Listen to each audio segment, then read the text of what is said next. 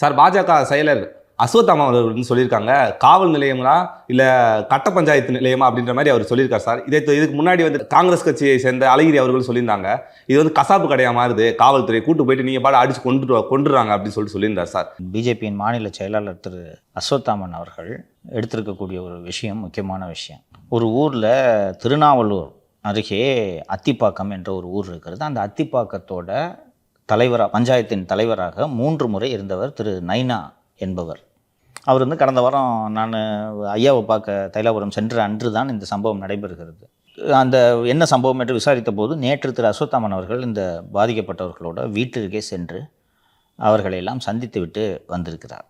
3 முறை இந்த பஞ்சாயத்து தலைவராக இருந்தார் என்று நான் சொன்னேன். அவருக்கும் அவரோட பங்காளி வீட்டுக்கும் பல வருஷமாக சொத்து தகராறு இருக்குது. நிலப்பிரச்சனை எல்லார் ஊர்லேயும் இருக்கும். அது அவருக்கும் பங்காளிக்கும் நிலப்பிரச்சனை. இது தொடர்பாக உரிமையியல் சிவில் நீதிமன்றத்தில் வழக்கும் நிலுவையில் இருக்கிறது.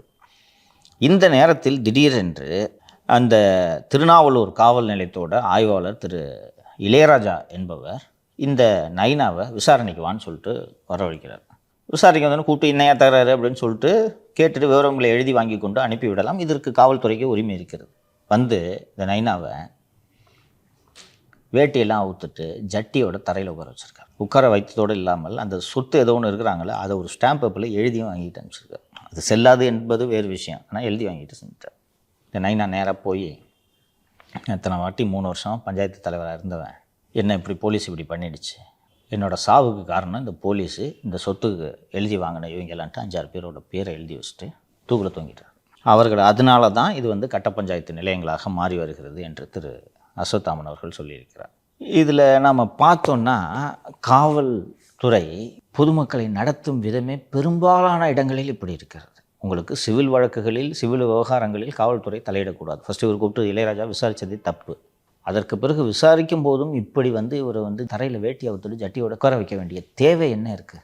நல்ல விஷயமாக இந்த தற்கொலையில் கடிதத்தில் எழுதியுள்ளபடி அந்த இன்ஸ்பெக்டர் அக்யூஸ்டை போட்டு எஃப்ஐஆர் போட்டுட்டாங்க. நல்ல விஷயம், நான் இதை வரவேற்கிறேன். கைது பண்ணல, கைது பண்ணி விசாரிங்க. ஏன் கைது பண்ணல? திருப்புவனத்தில் அஜித்குமார் அடித்து கொல்லப்பட்ட உடனே எல்லாருக்கிட்டையும் கனிவோடு நடக்கணும், பணிவோடு நடக்கணும், ஸ்வீட்டு கொடுக்கணும்ட்டுலாம் சுற்றறிக்கை விட்டீங்க. 10 நாள் நடக்குது இது. அப்போ காவல்துறை எப்படி சீரழிந்து வருகிறது என்பது தெரிகிறதா? உனக்கு என்ன அதிகாரம் இருக்குது? நீ எதுக்கு தலையிடுற? நீ எப்படி கூப்பிட்டு விசாரிக்கிற? குறைந்தபட்சம் இந்த ஆளை சஸ்பெண்ட் பண்ணல இன்ஸ்பெக்டரை. இப்போ இந்த எஃப்ஐஆர் எதுக்கு போட்டாங்கன்னு சொல்லுங்கள். ஊர் ஜனங்கள்லாம் சேர்ந்து போராட்டம் பண்ண போகிறாங்கன்னு பயந்துக்கிட்டு எஃப்ஐஆர் போட்டாங்கன்ட்டு மூடி மறைப்பதற்கு. எஃப்ஐஆர் போட்டு அந்த ஆள் அங்கேயே வேலை செஞ்சுட்டு இருந்தாருன்னா யாருக்குமே தெரியாமல் அவங்களே மூடிடுவாங்க. ஏற்கனவே நீதிமன்றங்கள்கிட்டலாம் சொல்லியிருக்காங்களே, நாங்கள் மூடிட்டோம் சார் எஃப்ஐஆர். ஆமாம், அதான் மூடின விஷயத்தை நீங்கள் நீதிமன்றத்தை கூட தெரியப்படுத்துறது இல்லையா? நீங்களே மூடிக்கிறீங்களே, நீங்கள் தான் கோட்டாயிட்டீங்களே.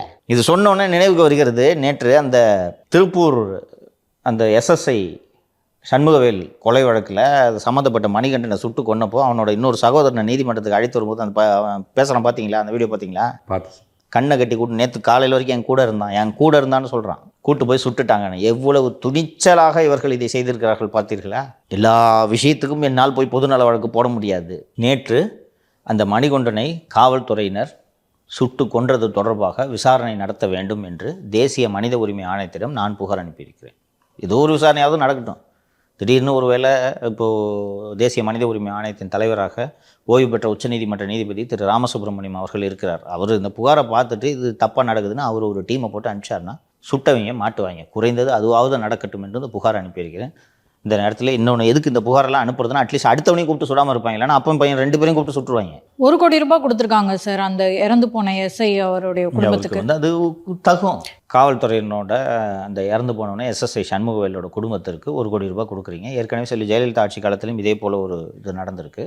நான் அதை வரவேற்கிறேன், தவறு இல்லை. அஜித்குமாரோட உயிர் எந்த வகையில் குறைந்து போய்விட்டது? குற்றவாளியால் காவல்துறையினர் அடித்து கொல்லப்பட்டோன்னா நீங்கள் வந்து 1 கோடி ரூபாய் கொடுக்குறீங்க. காவல்துறையினரால் ஒரு குற்றவாளி கூட கிடையாது அவன். காவல்துறையினால் ஒரு அப்பாவை அடித்து கொல்லப்பட்டால் 2 லட்ச ரூபாய் பிச்சை போடுறீங்க. நீதிமன்றத்தை அந்த வழக்கப்ப 25 லட்சம் நீதிமன்றம் கொடுக்க சொல்லுது. நீதிமன்றம் தான் கொடுக்க சொல்லுது. அது கொடுக்க முடியாதுன்னு சொல்லிட்டு வாதாடுறாங்க. அதுக்கு ஏன் கொடுக்கல? அஜித்குமாரோட உயிர் எஸ்எஸ்ஐ சண்முகவேலின் உயிரை விட எந்த வகையில் குறைந்து போய் விட்டது? அப்போ யூனிஃபார்ம் போட்டிருக்கவன் எது செஞ்சாலும் நீங்கள் கூட நிற்பீங்களா? இப்போது நீதிபதி ஆனந்த் வெங்கடேஷ் சொன்னது சரியாக வருகிறதா? 1 கோடி ரூபாய் கொடுக்கணும்னு சிஎம் முடிவெடுத்தாரு. இவர்கள் சொல்லி சிஎம் முடிவெடுக்கிறார். திரு மு க ஸ்டாலின் அவர்கள் சிந்தித்தால் தமிழக மக்களுக்காக சிந்திப்பாங்க.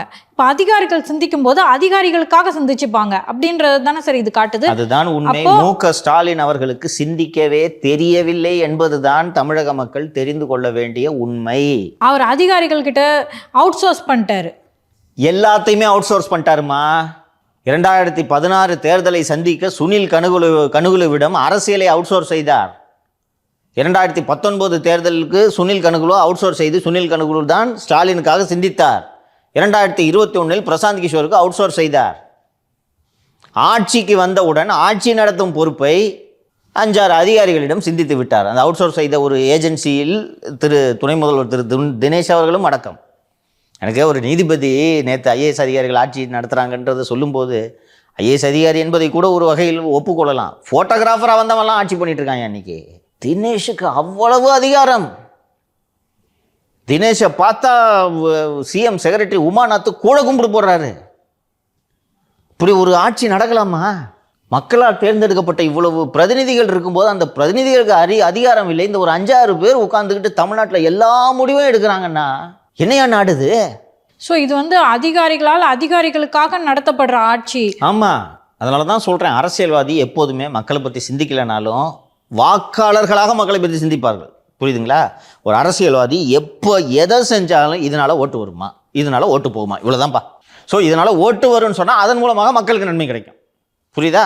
அவர்களோட நோக்கம், இதனால் ஓட்டு வருமா, 1000 ரூபா கொடுத்தா ஓட்டு வருமா, அந்த நான் முதல்வன் திட்டத்தினால ஓட்டு வருமா, ஆமாங்க இந்த மாதிரி குடும்பத்தில் இதெல்லாம் போய் பண்ணுவாங்க அதனால் ஓட்டு வரும். ஸோ அரசியல்வாதியோட சிந்தனை இயல்பாக மக்களை நோக்கி போயிடும். அதிகாரி தன்னை தவிர எதை பற்றியும் சிந்திக்க மாட்டான். அதனால்தான் அவர்கள் அதிகாரிகள் அந்த ட்ரைனிங் அகாடமியில் முசூரிலே சொல்லி கொடுத்து தான் அனுப்புவாங்க. அப்புறம் வந்த உடனே ப்ரொபேஷனராக ஜாயின் பண்ணுறதுலேருந்தே தன்னை பற்றி சொத்து வாங்குறது, தன் குடும்பம், வீட்டு வேலைக்கு ஒரு 10 பேர், இது மட்டும்தான் அவர்களுக்கு எண்ணமாக இருக்கும். என்ன சொல்லி கொடுத்து அனுப்புவாங்க சார்? நீ ஒன்றை பார்த்துக்க, நாட்டை பார்க்காத. அங்கே ட்ரைனிங்லேயே மண்டையில் ஏற்றிடுவாங்க, we are the steel frames of this country. அந்த காலத்தில் சர்தார் வல்லபாய் பட்டேல் சொன்னாராம், இந்த அதிகாரிகள் இந்த நாட்டின் இரும்பு தூண்கள் அப்படின்ட்டு. இன்னைக்கு வரைக்கும் சொல்லிட்டு இருக்காங்க மசூரியில். அதை ஆமாம், அது கரெக்டு தானே. நாட்டுக்காக தான் நீங்கள் சிந்திக்கணும் அப்படின்றது தானே அவங்க சொல்லி கொடுக்குறாங்க. ஆனால் அந்த ஃப்ரேம் தங்களை தாங்களே பாதுகாத்துக் கொள்வதை பற்றி மட்டும் சிந்தித்தால் சுயநிலைமைகளாக மாறிவிட்டார்கள். இன்னொன்று, அதிகாரிகளோட இயல்பு அது. எப்போவுமே அதிகாரி நல்ல போஸ்டிங் வாங்குறத தவிர வேற எதை பற்றியும் சிந்திக்க மாட்டாங்க. இந்த போஸ்ட்லேருந்து என்ன மாற்றிடக்கூடாது. தான் சொல்லும் ஒரு வார்த்தைக்கு கூட மரியாதை இல்லாமல், தான் சொல்வதை யாருமே கேட்காமல், சங்கர் ஜிவால் என்ற ஒரு அதிகாரி ஓட்டலையா சர்வீஸ் 2 வருஷம் டிஜிபியா, பக்கத்து ரூமில் இருக்கவங்க கேட்க மாட்டேங்கிறான், கீழ் ரூமில் இருக்கவங்க கேட்க மாட்டேங்கிறான், யாருமே கேட்பதில்லை. அப்புறம் எதுக்கு உனக்கு இந்த டிஜிபி போஸ்ட்டு? 2 வருஷம் 31/7 முடிஞ்சிச்சு இல்லை, போக வேண்டியது தானே. இதை ஒழுங்குபடுத்துறது தானே சார் ஒரு முதல்வரோட கடமையாக இருக்குது. ஆமாம், அவர் குளத்தூரில் டான்ஸ் பார்த்துருங்கிறாருப்பா, அதுதான் அவருக்கு முக்கியம். அவர் மகிழ்ச்சி. நாட்டில் எல்லாரும் நல்லா இருக்காங்க, எங்கே பிரச்சனை இருக்குது? பிரச்சனை இருந்தால் தானே அவர் அதை சரிப்படுத்தணும். பிரச்சனை இருக்குன்னு தெரிஞ்சிச்சுன்னா இந்த அதிகாரிங்களாம் பதவியில் வச்சுருப்பார் நினைக்கிறேன் நீ? பாதி பேர் சஸ்பென்ஷன் ஆகி வீட்டில் இருப்பான். காசு வாங்கிட்டு என்கவுண்டர் பண்ணுறாங்கன்னு நான் தொடர்ந்து சொல்லிக்கிட்டு இருக்கேன். அதை குறைஞ்சது அதை ஒரு விசாரணை நடத்தணுன்ற எண்ணம் இல்லை. அதான் சொல்கிறேன், முதல்வரோட சிக்கல் என்னன்றதை புரிஞ்சுக்குங்க. நமக்கு அறிவு இல்லை, படித்த இந்த அதிகாரிகள் எல்லாம் இல்லைன்னா நம்மளால் எப்படி ஆட்சி நடத்த முடியும்? அதனால் இந்த அதிகாரிகள் தான் நம்மை சரியாக வழி நடத்துகிறார்கள். அங்கொன்றும் இங்கொன்றுமா பிரச்சனை இருக்கு. அது சின்ன சின்ன பிரச்சனை. அதை எடப்பாடி பழனிசாமி, நயினா நாகேந்திரலாம் சேர்ந்து ஊதி பெருசாகிறாங்க. புதுசாக இப்போ ஒரு தம்பி வேற ஊதி பெருசாகுது. அந்த அதிகாரிங்க அந்த பிரச்சனைகளே வராமல் சமாளிச்சுக்கிட்டு நல்லபடியாக வச்சுக்கிட்டு இருக்காங்க. உண்மையிலேயே பிரச்சனை இருந்துச்சுன்னா மீடியாவில் வந்திருக்கணும்ல. மீடியாவில் எங்கே நல்லா தானே வருது, முரசொலி மட்டும் படிக்கிறது. எப்படி வரும் முரசொலியில்? உண்மையிலே நம்புறாரு. இல்லைன்னா இவ்வளோ மன மகிழ்ச்சியோடு போய் குளத்தூள் போய் டான்ஸ் பார்க்குது மனசு வருமாயா அவனுக்கு? சிஎம் வேலையாது. பக்கத்தில் வீடு எரிஞ்சுக்கு இருக்கு.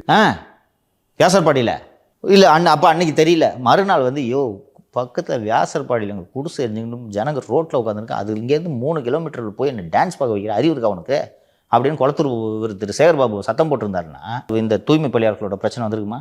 8 நாளாக 9 நாளாக ஒரு சென்னை மாநகரத்தின் 2 மண்டலங்களில் குப்பை வாராமல் நாறி கொண்டிருக்கிறது. தினந்தோறும் செய்தித்தாளில் வந்து கொண்டு இருக்கிறது. ஒரு முதல்வர் எவ்வளோ கோவப்பட்டுக்கணும்? தீர்த்துட்டுங்க வா சொல்லணுமா இல்லையா? வேடி பார்த்துட்டு இருக்காங்க. இப்படி இதனால் தான் நீதிபதி சொல்கிறார், ஐஏஎஸ் அதிகாரிகள் தனி அரசாங்கத்தை நடத்தி கொண்டிருக்கிறார்கள் என்று. நாம் சொன்னதை நீதிமன்றம் புரிந்து கொண்டு நமது கருத்தை எதிரொலித்திருக்கிறது. மக்களும் விரைவில் புரிந்து கொள்வார்கள்.